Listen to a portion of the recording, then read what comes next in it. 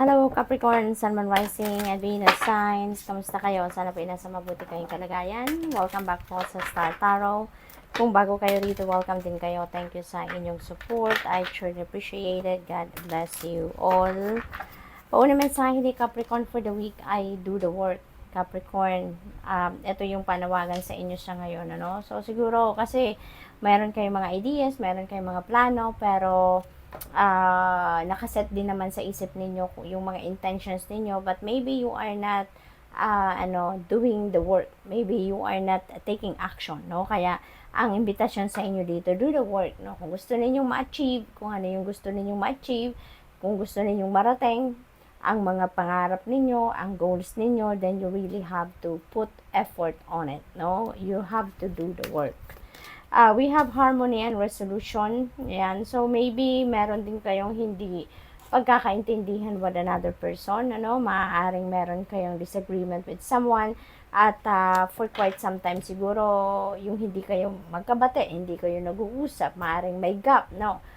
Kayo. Kaya ngayon, maaring things will change. Maaring meron ng pag-uusap, maaring meron na ditong na-negotiate, no? May transaction, something like that between the two of you. And maybe ngayon, someone, no? Or both of you is going to enter a compromise, or maaring magkakaroon na kayo ng masinsinang pag-uusap, at siguro maibabalik na ninyo dito ang harmony between you and that person. At maybe you are going to come up with a peaceful resolution. Kaya meron ditong mending, merong reconciliation, no? Between the two of you.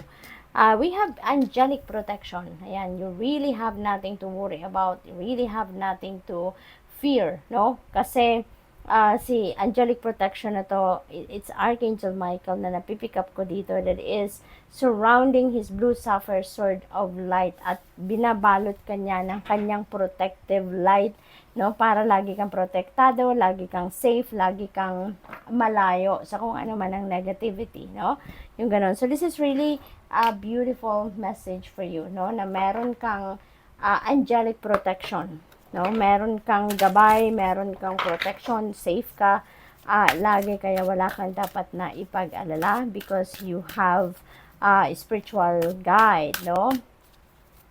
Meron kang angels, no, surrounding you na lagi kang binabantayan. We have cherishing self, I accept and love myself. Napakaganda din naman ito. Kasi siguro you're also realizing na you deserve it naman, 'di ba? You deserve na ipamper naman ninyo ang inyong sarili, mahalin ninyo ang inyong sarili. At saka ang iba siguro sa inyo dito, meron din issue pagdating sa ibang, siguro meron kayong parte ng sarili ninyo na hindi ninyo natatanggap, hindi ninyo na-accept, no, in the past. Pero ngayon, you're going to embrace it na wholeheartedly. Maaaring you're going to embrace it na tawag dito, yung lahat-lahat, no? Yung parang matatanggap mo na ngayon kung sino ka, kung ano ka, anong mga talents and skills and gifts ninyo. So, good luck to that. So, we have standing firm. Ayan, dito. I am noble, brave, and strong. So, magpapakatatag kayo dito, magpapakatibay kayo, magpapaka-brave talaga kayo dito. Parang, walang ang tawag dito, no one, no, can stop on your toes na, kumbaga, no, because you're going to stand firm. Talagang poproteksyon na ninyo ang inyong sarili, papanindigan ninyo kung ano yung akala ninyong tama. You're going to fight, no, kung ano ang tama para sa iyo, parang ganon. Kaya ano to, yung parang ito yung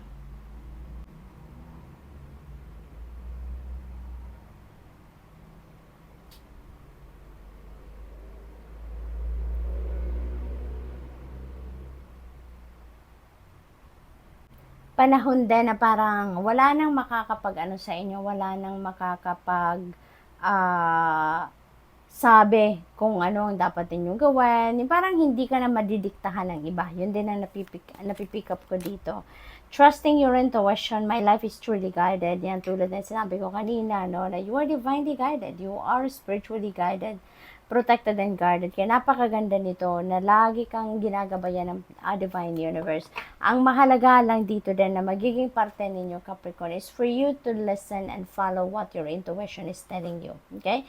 Lagi ninyong papakinggan ang bulong sa inyo ng inyong intuition. Lagi ninyong papakinggan kung ano yung sinasabi din ng inyong gut instinct. Okay? Yung gut feel ninyo, lagi po ninyong papakinggan yan because lagi kayong sinisenda ng universe, no? Ng gabay through your intuition and also through your dreams, no? May mga panaginip kayo na mensahe yan from the universe at yan ang maglilid sa inyo kung saan kayo dapat pumunta, which path you need to go, no? Yung ganon. Kaya napakahalaga na gawin din ninyo yung parte ninyo dito sa pag-manifest ng kung ano man yung gusto ninyong ma-manifest, no? By listening to your intuition, by listening to your gut feel, okay? Yung inner voice ninyo, lagi ninyong papakinggan.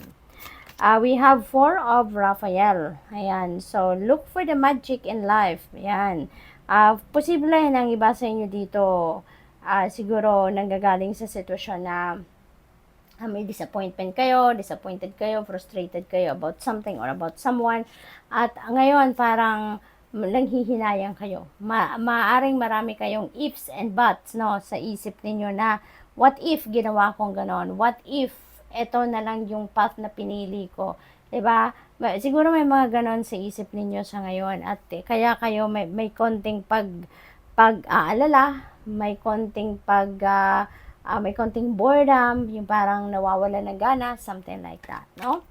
What else? We have 8 of Ariel. Ayan. So, ang iba sa inyo dito, no, focusing on studies, focusing on education, trainings, focusing on expansion of your of what you know, no? Expansion of knowledge, expansion of studies, yung ganon. So, ang iba sa inyo din, talagang siguro din i-display ninyo ngayon sa trabaho kung gaano kayo kagaling, kung gaano kayo ka-dedicated, ka-committed sa inyong trabaho, at maaring you are also inspiring other people around you, no? Na dinidisplay ninyo ngayon kung gaano kayo